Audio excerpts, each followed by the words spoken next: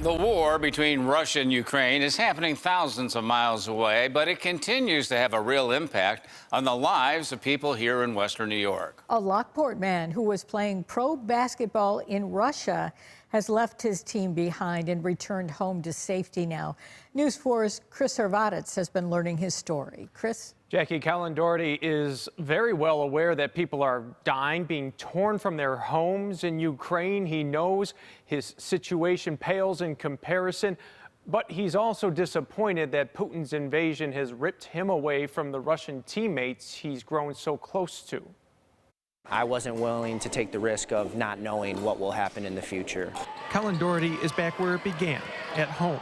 After starring for the Lockport Lions and then Division III Hobart, he followed his dream of playing hoops professionally around the world, literally. Doherty starred for BC Irkutsk this year in the Russian Super League One, the second top pro league in that country. All his teammates were Russian. I had guys FaceTiming my parents, telling them, like that they're taking care of me. If anyone has a problem with me, they have a problem with them. Another one of my teammates would always invite me over to have dinner with him and his wife. And being an American over there, you're kind of on your own. That's a huge deal to me. The Russian invasion of Ukraine changed everything.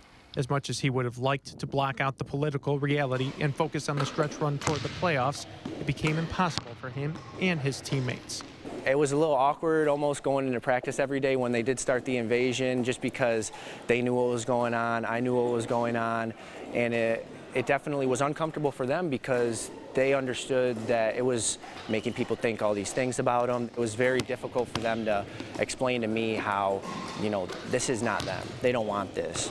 Doherty says his parents were the first to warn the situation may impact him. Initially, there was denial. I'm just trying to get in, play my season, get out like normal. And then obviously once they invaded, that was more when it got concerning for my family and friends. That group included Lockport basketball coach Dave Gilson.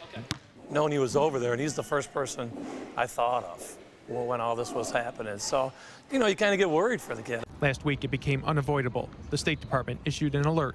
U.S. citizens should consider leaving Russia immediately, they said. It was the last straw.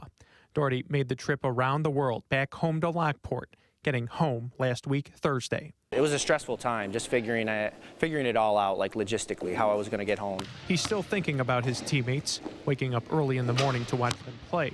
As Doherty does, his emotions range from feeling lucky he got out to disappointed he had to leave his team behind. But I understand that, my problems are minuscule compared to a lot of people's problems around the world right now. Now, this was Doherty's third year playing professionally and his first in Russia.